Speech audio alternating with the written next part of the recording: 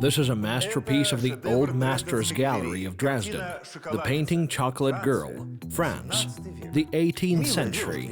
A sweet girl, isn't she? Modest, innocent. I also wanted to say clean. But is she clean? The 18th century was not a century of hygiene. Ew, not at all. Under the powdered wigs of the European nobility, they hid hair full of lice.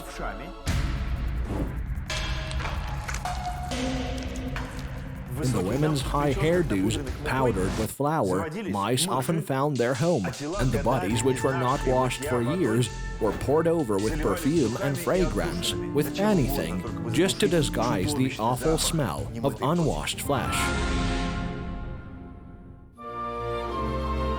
Louis XIV, shortly before his death in 1715, issued the order which became landmark in the history of hygiene, to clean away feces from the corridors of the Palace of Versailles once a week. Yes, that was how the life of the most refined and luxuriously living nobility of Europe was arranged.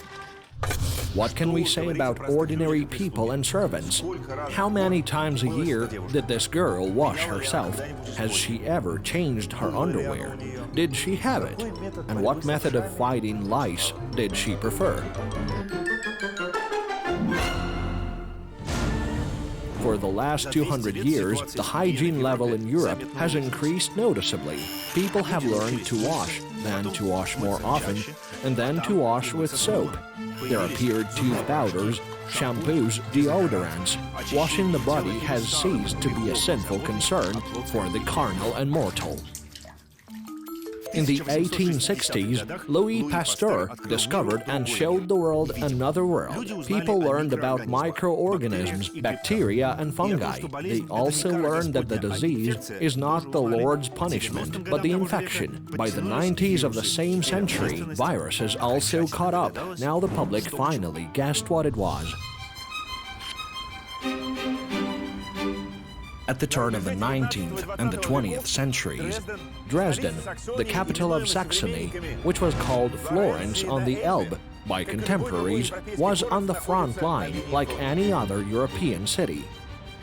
This is a real war. Hygiene, like its enemy, the newly discovered microbe, tries to capture the minds of masses, but encounters the immunity of prejudice, patriarchal way of life, religiousness, and mistrust. This is now that hygiene is a word with a comic tinge, something from a teacher's instructive vocabulary. Children observe the rules of hygiene, but not long ago, hygiene was the frontier that separated the triumph of life from the stench of death.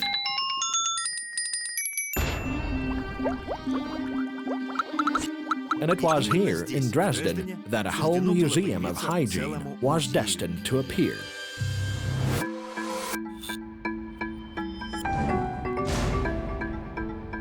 The people of Dresden are as proud of this museum as of its aristocratic relative, the Old Masters Gallery of Dresden, a modern and witty museum which still bears the name of hygiene, but in fact tells us about much more.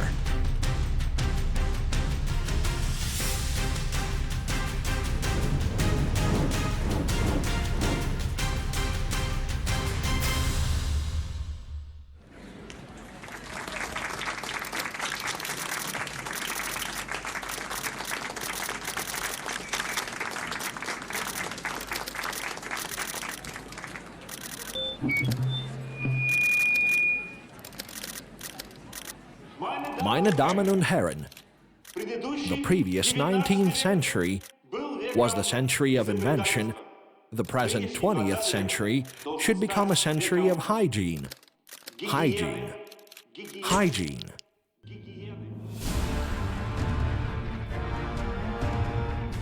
The texts of the founder of the Hygiene Museum, Karl Lehner, really sound like speeches from a tribune.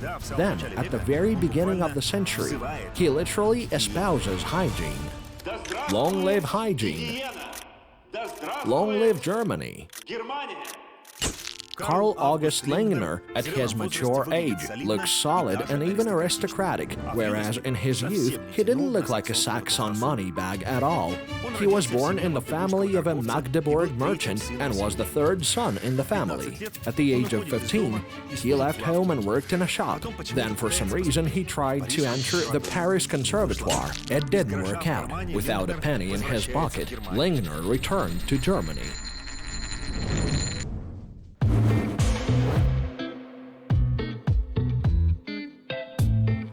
Karl Lengner started a business. If there had been some teleshopping in Germany at that time, he would have made a fortune before proceeding further, because Lengner and Kraft produced irreplaceable goods.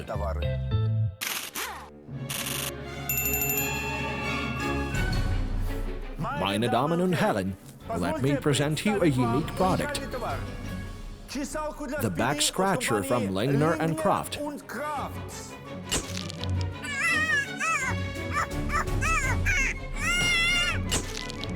Is it really necessary to call the dear Fräulein to help you?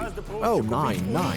It's much easier to buy the unique back scratcher from Lengner and Kraft. Buying the unique back scratcher from Lengner and Kraft for 99 pfennigs, you get a universal absolute total cleaner for absolutely everything.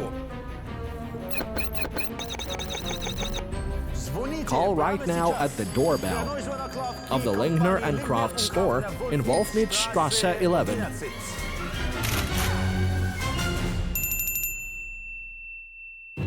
Soon, Lengner gives up scratches and other exotic things. He sets up a chemical laboratory and there develops a product that will bring him fame, status, and millions. This product was... What kind of product was it? Herr Lengner, tell us yourself. Herr Lengner is a little busy right now.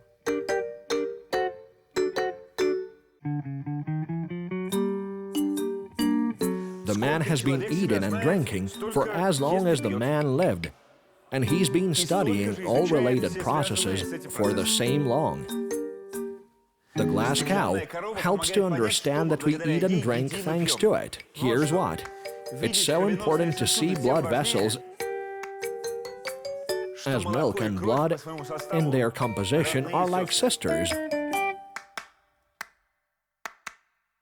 And these cute little animals are microbes, both those we consume every day, bifidobacteria, lactobacilli, and those that we should not consume, for example salmonella, or those that are enough to be consumed only once, botulism. So Karl Lengner produces a valuable and unique product in his chemical laboratory. Until recently, he could not pronounce its name, but now he can. Odol. It was the newest, most fragrant, and the most popular mouthwash in the world. First, at that time in Europe, it was believed that all bacteria entered the body through the mouth, which meant it was necessary to rinse it with an antiseptic as often as possible. Secondly, bad smell from the mouth, even at that time, became the enemy of gentlemen and their ladies, that is, Lengner's money. Odol is me.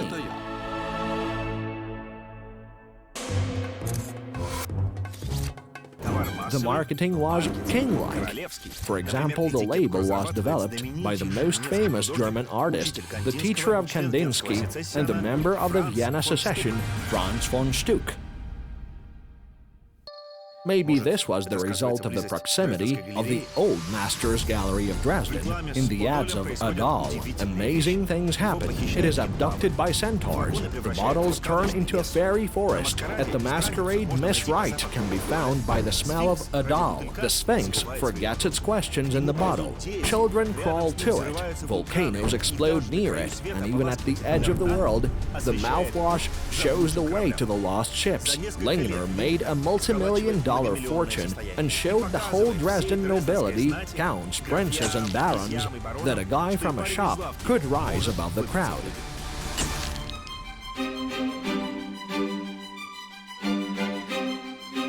castle Stockhausen was once built for a Prussian prince. Karl Lengner purchases it for himself and renames it. Now the former Stockhausen is called Lingner Schloss, Lingner Castle. It was standing there desolated for a long time, and now it is restored and operates according to the will of Lengner, in which there are two provisions. The first one is free access for the public.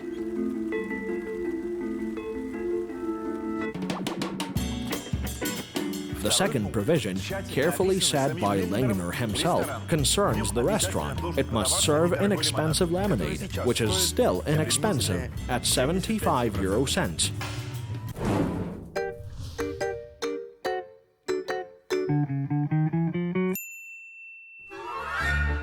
This room was Lengner's dining room. Under the ceiling, he had dancing children, replicas of bas-reliefs from the Florentine Cathedral of Santa Maria del Fiore. The new bourgeoisie had the right to such borrowings. Besides, the glory of Dresden as Florence on the Elbe was quite consistent with the plan.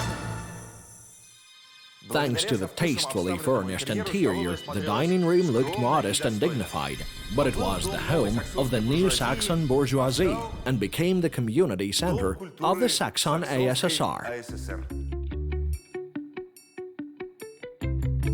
Here now there were office chairs, napkins for decoration, ottomans with a doll advertisement, well, and most importantly, a portrait, printed on canvas, of the director of the community center, together with a frame.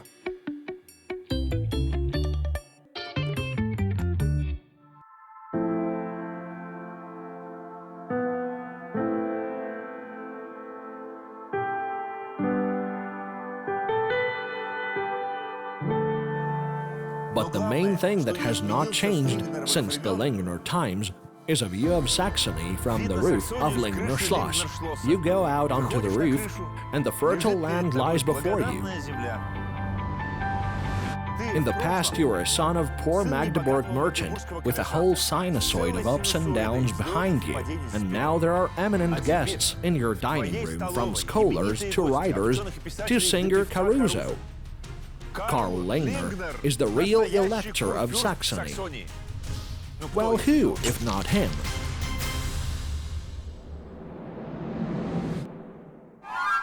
The Hygiene Museum, Dresden, Germany. The fruit fly, magnified 500 times, appears on the life path of a man for a reason. It doesn't only stick to rotten fruit, but also serves as an excellent model. More than half of human diseases have a genetic match in the fly. Its genome is being studied to better understand diabetes, cancer, and even drug addiction.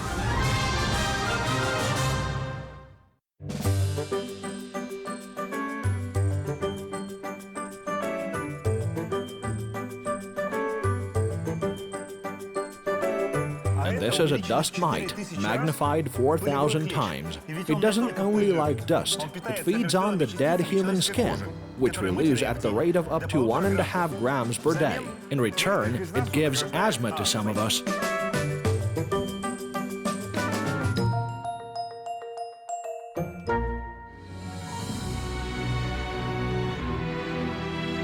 So Karl August Lengner is a successful businessman, a millionaire, a king of mouthwash, a yachtsman, a motorist, a palace owner, but he never forgets about other people.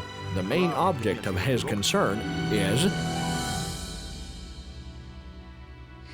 hygiene. Meine Damen und Herren, this year, I, Karl Lengner, have the honor to inform you that I am opening not the whole Saxon, not the whole German, but the World Exhibition of Hygiene.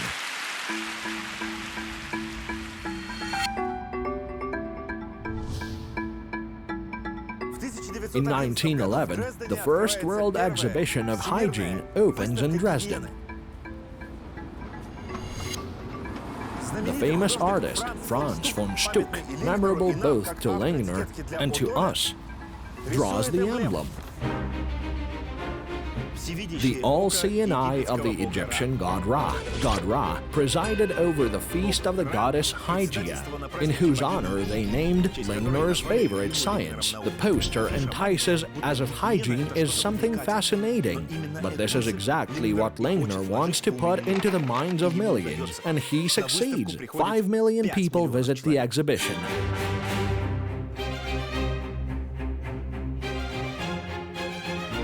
The exhibition was so successful, and its ideas were so important that the authorities immediately decide to establish the National Hygiene Museum on the basis thereof. But Germany suddenly gets busy with other things.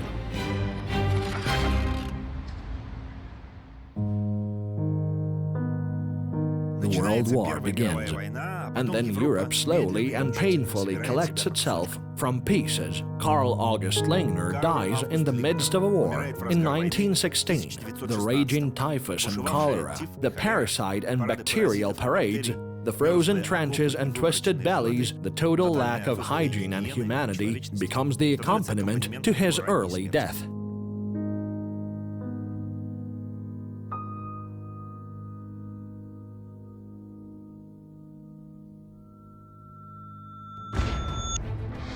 By the end of 1920s, Germany saw relative peace, and the idea of a hygiene museum was resuscitated. Now they needed the main exhibit. The super exhibit is the Superman. The creators of the Superman acquire a man, a former man. They find a real human skeleton, and its parts, that is, bones, are fastened together with wire, and then secret materials are used. The 1920s are an era of plastic, and the Superman needs super material. German plastic called Zellen had dangerous relations. Zellen was produced by Rom and Haas, which was the supplier of Dynamit Aktiengesellschaft, which in the past was known as Alfred Nobel and Company.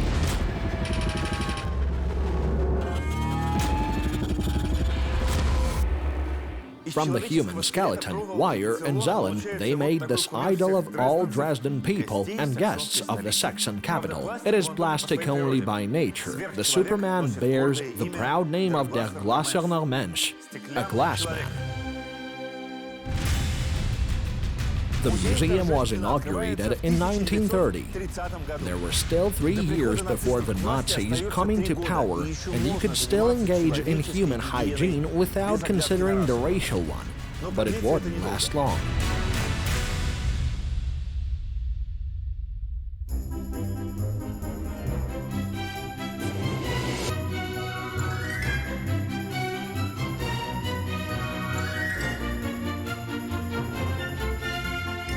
And these stilts help to understand what a person feels when walking if he cannot straighten up completely.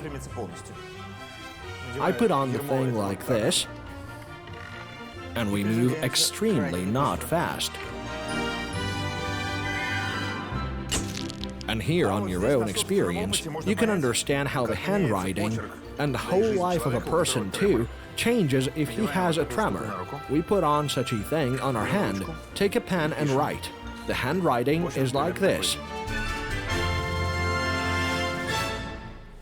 In these headphones, you can understand how some 80-year-old people hear the world.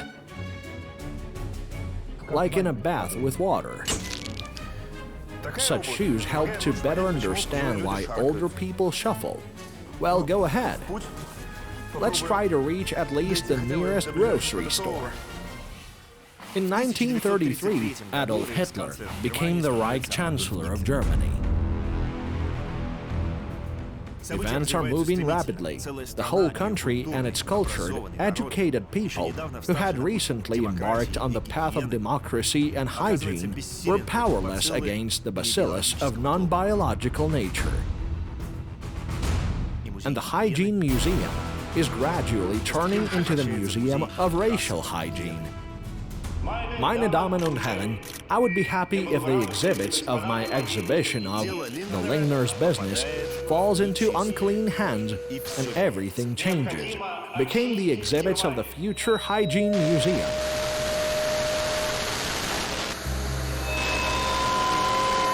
We all need to clean our Germany. Therefore, Germany needs hygiene. Karl Lindner couldn't even guess what can be done with the science of timely washing your hands.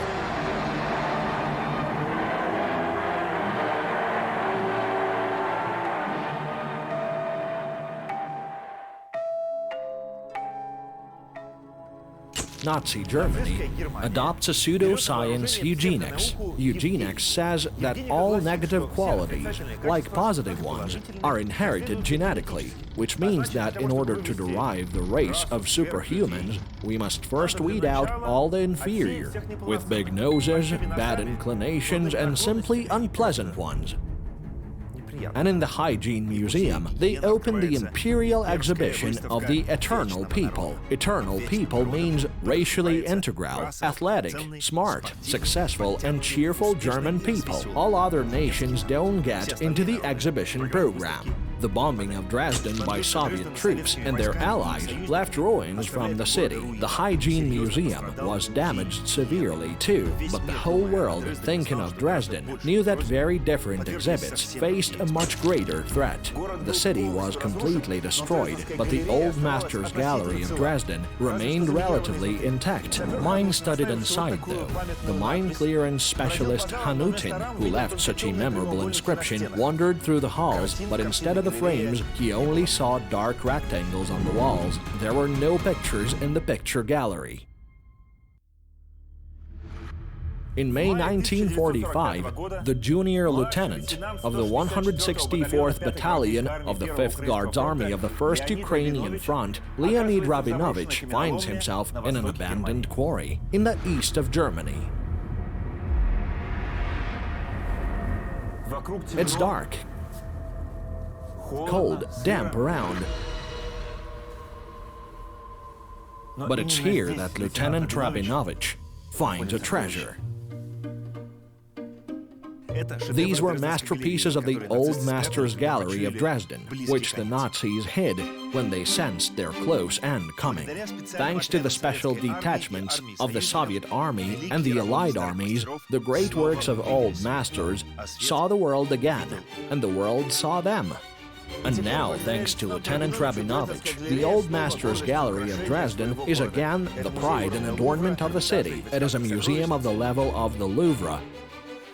Among the treasures found by Rabinovich, there was the main work of the Old Masters Gallery of Dresden, the Sistine Madonna by Raphael. But here it returns only 10 years after the wonderful discovery in the quarry. For Russia, Raphael's Madonna has always been the main Madonna. Russian travelers began their European tours with Dresden, and all in a row from Zhukovsky to Bestujev proved to be stricken by this lady, her baby, well, and the angels at the bottom.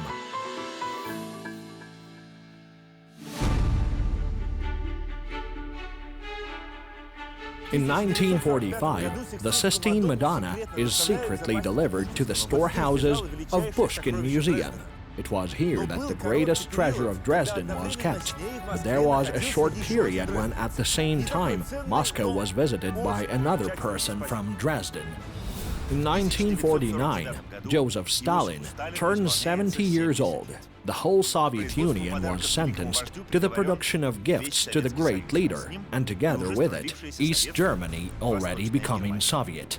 Dresden decides to send the glass man to Moscow. No one knows whether the Generalissimo appreciated the lymph glands and arteries inside the miracle of the museum business. But in December 1949, the glass man traveled from Saxony to Muscovy in just 6 days.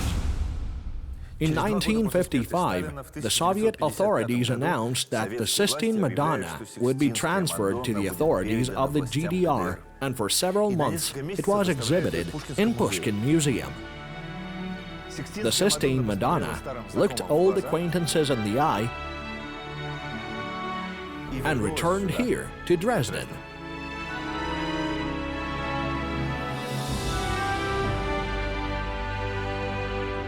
People from all over the world come here to get the hygiene of the soul, to see the art, after which they will never be the same as before. Dresden has always been a rich city, the capital of Saxony, the residence of the elector. The bombing at the end of the war and 40 years of socialism turned Dresden into a calm, very poor East German city. But the idea of Karl Lehner was concerning private well-being. Clean hands and minds pure of prejudice are more important than the greatness of a nation. And the Hygiene Museum, having got rid of the infamous prefix racial forever, serves precisely this mission.